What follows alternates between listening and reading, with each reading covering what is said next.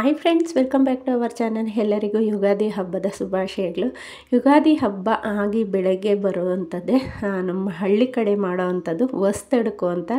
ಇದರಲ್ಲಿ ತುಂಬ non veg ರೆಸಿಪೀಸನ್ನು ಮಾಡ್ತಾರೆ. ಬೆಳಗ್ಗೆ ತಿಂಡಿಗೆ ಮಾಡಿಬಿಡ್ತಾರೆ.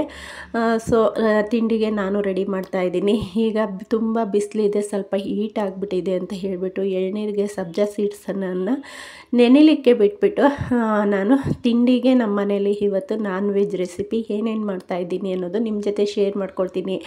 ಹಾಗೆಯೇ ಈ ವಿಡಿಯೋ ನೋಡಿ ನಿಮ್ಮ ಫ್ರೆಂಡ್ಸ್ ಆ್ಯಂಡ್ ಫ್ಯಾಮಿಲಿಗೆ ಎಲ್ಲರಿಗೂ ಶೇರ್ ಮಾಡ್ಕೊಳ್ಳಿ ಪ್ಲೀಸ್. ಹಾಗೆ ನನ್ನ ಚಾನಲ್ನ ಸಬ್ಸ್ಕ್ರೈಬ್ ಮಾಡ್ಕೊಳ್ಳೋದಂತೂ ಮರಿಲೇಬೇಡಿ ಫ್ರೆಂಡ್ಸ್. ಸಬ್ಸ್ಕ್ರೈಬ್ ಮಾಡ್ಕೊಂಡು ಆ್ಯಂಡ್ ಸಪೋರ್ಟ್ ಮಾಡಿ. ನೋಡಿ, ಬೆಳ್ಳುಳ್ಳಿ ಇಷ್ಟನ್ನು ತೊಗೊಂಡಿದ್ದೀನಿ. ಮೊದಲಿಗೆ ರೆಸಿಪೀಸ್ ಏನಂದರೆ ಚಿಕನ್ ಫ್ರೈ ಹಾಗೆಯೇ ದೊನ್ನೆ ಬಿರಿಯಾನಿ ಮಾಡ್ತಾಯಿದ್ದೀನಿ. ಪರ್ಫೆಕ್ಟ್ ಮೆಥಡಲ್ಲಿ ನಾವು ಹೋಟೆಲಲ್ಲಿ ಯಾವ ರೀತಿ ಮಾಡ್ತಾರೋ ಆ ರೀತಿ ದೊನ್ನೆ ಬಿರಿಯಾನಿ, ಮೇಕೆ ಮಟನ್ ಸಾಂಬಾರನ್ನು ಮಾಡ್ತಾಯಿದ್ದೀನಿ. ನಮ್ಮ ಕರ್ನಾಟಕದ ಸ್ಪೆಷಲ್ ಅಂದ್ರೇ ಮೇಕೆ ಮಟನ್ ಸಾಂಬಾರಲ್ವಾ.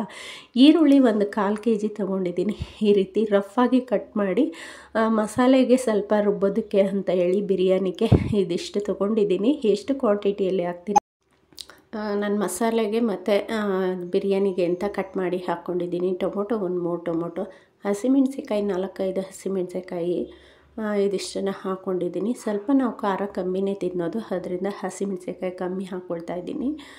ಟೊಮೊಟೊ ರಫಾಗಿ ಕಟ್ ಮಾಡಿ ಚಿಕನ್ ಗ್ರೇವಿ ಮತ್ತು ಮಟನ್ ಸಾಂಬಾರಿಗೆ. ಬಿರಿಯಾನಿಗೆ ಬೇಕಾಗಿರೋದು ನೋಡಿ ಈ ರೀತಿ ಸಣ್ಣದಾಗಿ ಕಟ್ ಮಾಡಿ ಹಾಕ್ಕೊಳ್ತಾ ಇದ್ದೀನಿ. ಇಲ್ಲಿ ನೋಡಿ 1 kg ಚಿಕನ್ ತೊಗೊಂಡಿದ್ದೀನಿ, 1.5 kg ಆಗೋಷ್ಟು ಮಟನ್ನು. ಪುದೀನ ಸೊಪ್ಪನ್ನು ಬಿಡಿಸಿ ಒಂದು ಬೌಲಲ್ಲಿ ಇಟ್ಕೊಂಡಿದ್ದೀನಿ. ಹಿಂದೆನೇ ಹೇಳಿದಾಗೆ ಹಸಿಮೆಣಸಿಕಾಯಿ ಇದೆಲ್ಲ ರೆಡಿ ಮಾಡಿಕೊಂಡು ಈಗ ಸ್ಟವನ್ನು ಆನ್ ಮಾಡಿಕೊಂಡು ಕುಕ್ಕರ್ ಇಟ್ಕೊಂಡು ಮೊದಲಿಗೆ ನೋಡಿ ಒಂದು ಟೀ ಸ್ಪೂನ್ ಆಗೋಷ್ಟು ಎಣ್ಣೆ ಹಾಕ್ಬಿಟ್ಟು ಮಟನ್ ತೊಳೆದಿರೋಂತಹ ಮಟನನ್ನು ಹಾಕ್ಬಿಟ್ಟು ಸ್ವಲ್ಪ ಅರಿಶಿನ ಉಪ್ಪನ್ನು ಹಾಕಿ ನಾವು ಮಟನನ್ನು ಚೆನ್ನಾಗಿ ಬಾಡಿಸ್ಕೊಳ್ಳೋಣ. ಆ ಮಟನ್ ಬಾಡೋ ಅಷ್ಟರಲ್ಲಿ ಮಸಾಲೆಗೆ ರೆಡಿ ಮಾಡ್ಕೊಳ್ಳೋಣ. 1.5 kg ಮಟನ್ಗೆ 2 ದಪ್ಪ ಈರುಳ್ಳಿ, 2 ದಪ್ಪ ಬೆಳ್ಳುಳ್ಳಿ, 1 ಇಂಚು ಶುಂಠಿ, ಇದಿಷ್ಟನ್ನು ಹಾಕ್ಬಿಟ್ಟು ನಾವೇನಾದರೂ ಬಾಣಲಿ ಎಣ್ಣೆ ಕರೆದಿರೋದಿದ್ದರೆ ಆ ಬಾಣಲಿಯನ್ನು ನಾವು ತೊಳಿಬಾರ್ದು. ಈ ರೀತಿ ಏನಾದರೂ ಫ್ರೈ ಮಾಡ್ಕೊಳ್ಳೋದ್ರೆ ಹಾಕ್ಕೊಂಡ್ರೆ ಒಳ್ಳೆಯದು. 4 ಪೀಸ್ ಚಕ್ಕೆ, 4 ಪೀಸ್ ಲವಂಗ, ಖಾರಕ್ಕೆ 10 ಒಣಮೆಣಸಿನ್ಕಾಯಿ, 1 ಬ್ಯಾಡಗೆ ಮೆಣಸಿನ್ಕಾಯಿ, ಸ್ವಲ್ಪ ಕೊತ್ತಂಬರಿ ಸೊಪ್ಪು, ಟೊಮೊಟೊ 2, ತೆಂಗಿನಕಾಯಿ ತುರಿ, ಒಂದು ಸಣ್ಣ ಚುಪ್ಪು ತೆಂಗಿನಕಾಯಿ ತುರಿಯನ್ನೇ ತುರಿದು ಹಾಕ್ಕೊಳ್ತಾ ಇದ್ದೀನಿ. ಸ್ವಲ್ಪ ಸಾಂಬಾರು ಕ್ವಾಂಟಿಟಿ ಜಾಸ್ತಿ ಮಾಡೋಣ ಅಂತ ಹೇಳಿ. ಧನಿಯಾ ಪುಡಿಯನ್ನು ನೋಡಿ ಟೀ ಸ್ಪೂನ್ ಲೆಕ್ಕದಲ್ಲಿ ನಾನು ಹಾಕ್ಕೊಳ್ತಾ ಇದ್ದೀನಿ.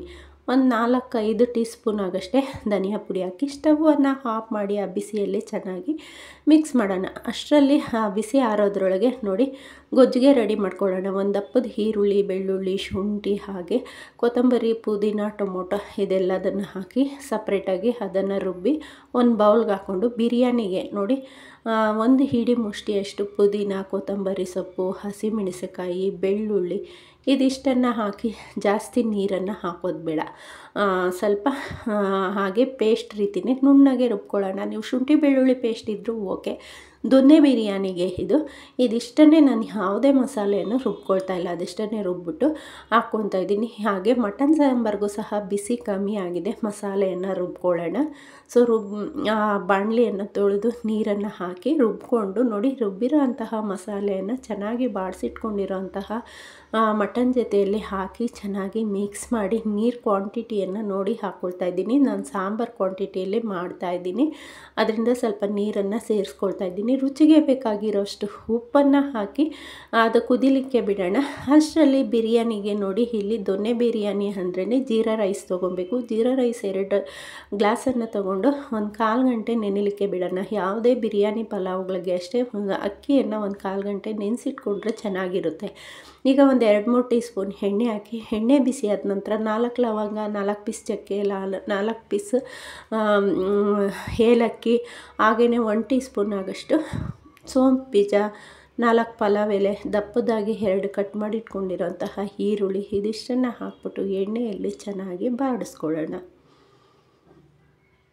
ನೋಡಿ ಈ ರೀತಿ ಚೆನ್ನಾಗಿ ಬಾಡಿಸ್ಕೊಂಡಿದ್ದ ನಂತರ ಈಗ ರುಬ್ಬಿಟ್ಕೊಂಡಿರೋಂತಹ ಪೇಸ್ಟನ್ನು ಸೇರಿಸ್ಕೊಳ್ಳೋಣ. ಸೊ ಪೇಸ್ಟ್ ಗೊತ್ತಲ್ವ ನೀವು, ಪುದೀನ, ಕೊತ್ತಂಬರಿ, ಶುಂಠಿ, ಬೆಳ್ಳುಳ್ಳಿ, ಹಸಿಮೆಣಸಿನಕಾಯಿ, ಈರುಳ್ಳಿ ಅದಷ್ಟನ್ನು ಹಾಕ್ಕೊಂಡಿದ್ದೆ.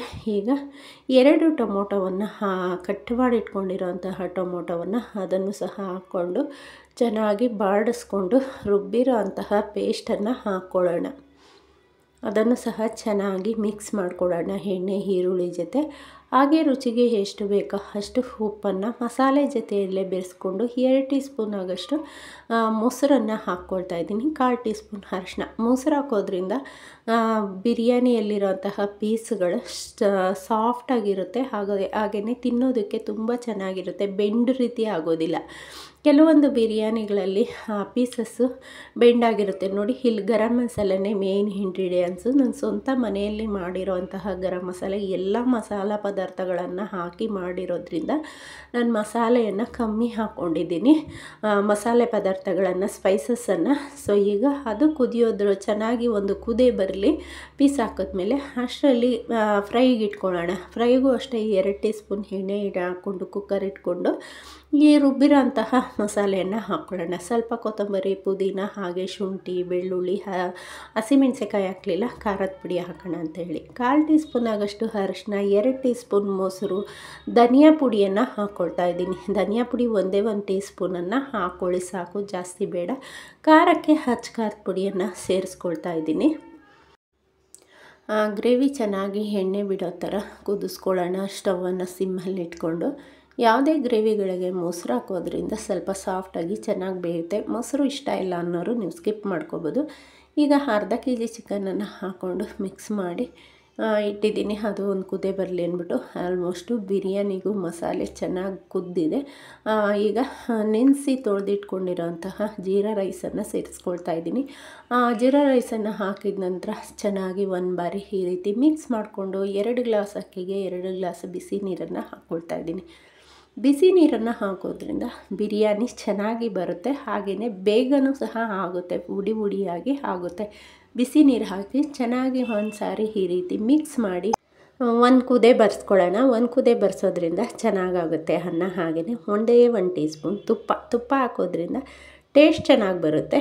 ಸೊ ಈಗ ಇದೆಲ್ಲದನ್ನು ಇಟ್ಟು ಬಿರಿಯಾನಿಗೆ ಇಟ್ಟಿದ್ದೀನಿ. ಹಾಗೆ ಚಿಕನ್ ಫ್ರೈ, ಮಟನ್ ಸಾಂಬಾರು ರೆಡಿಯಾಗಿದೆ, ನೋಡ್ತಾ ಇರ್ಬೋದು. ಪರ್ಫೆಕ್ಟಾಗಿ ಆಗಿದೆ. 3 ವಿಷಲನ್ನು ತೆಗೆಸ್ಕೊಂಡಿದೆ.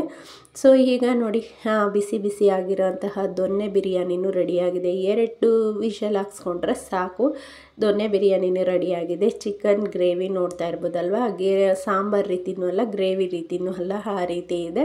ಇವತ್ತಿನ ರೆಸಿಪಿ ಇಷ್ಟು ಇತ್ತು ನಮ್ಮ ಮನೇಲಿ ಹೊಸದಡ್ಕಲ್ಲಿ. ಹಾಗೆಯೇ ಮುದ್ದೆಗೂ ಇಟ್ಕೊಳ್ತಾ ಇದ್ದೀನಿ. ಮುದ್ದೆ ಸ್ವಲ್ಪನೇ ಮಾಡಿದೆ, ಆಲ್ಮೋಸ್ಟ್ ಬಿರಿಯಾನಿ ಇತ್ತಲ್ವ, ಅದರಿಂದ ಮನೆಯವ್ರಿಗಂತೂ ಮುದ್ದೆ ಬೇಕೇ ಬೇಕು. ನಾವು ಸ್ವಲ್ಪ ತಿಂತೀವಿ. ಮಟನ್ ಸಾಂಬಾರು ಅಂದರೆ ಮುದ್ದೆ ಇದ್ರೇ ಮಜಾ. ಸೊ ಮುದ್ದೆನೂ ಸಹ ರೆಡಿ ಆಯಿತು. ಇವತ್ತಿನ ಬೆಳಗ್ಗೆ ನಮ್ಮನೆ ತಿಂಡಿಗೆ ಈ ರೀತಿ ಇತ್ತು.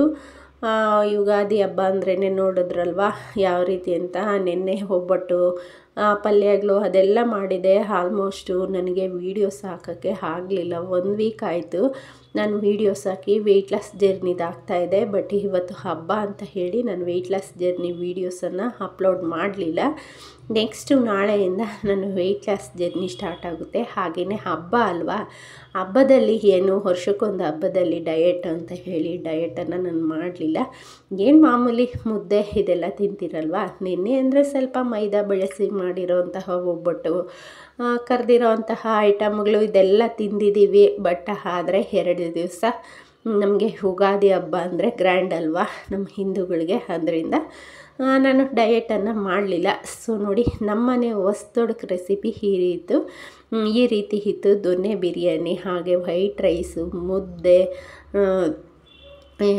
ಮೊಸರು ಬಜ್ಜಿ, ಹಾಗೆ ನೆನ್ನೆ ಮಾಡಿರೋಂತಹ ಒಬ್ಬಟ್ಟು ಸಾಂಬಾರು, ರಸಮ್ಮು, ಮಟನ್ ಸಾಂಬಾರು. ಸೊ ಇವತ್ತಿನ ರೆಸಿಪಿ ಈ ರೀತಿ ಇತ್ತು ಫ್ರೆಂಡ್ಸ್. ಸೊ ಓಕೆ ಫ್ರೆಂಡ್ಸ್, ನಿಮಗೆಲ್ಲ ಇಷ್ಟ ಆಗಿದೆ ಅಂತ ಅಂದ್ಕೊಳ್ತೀನಿ. ಧನ್ಯವಾದ.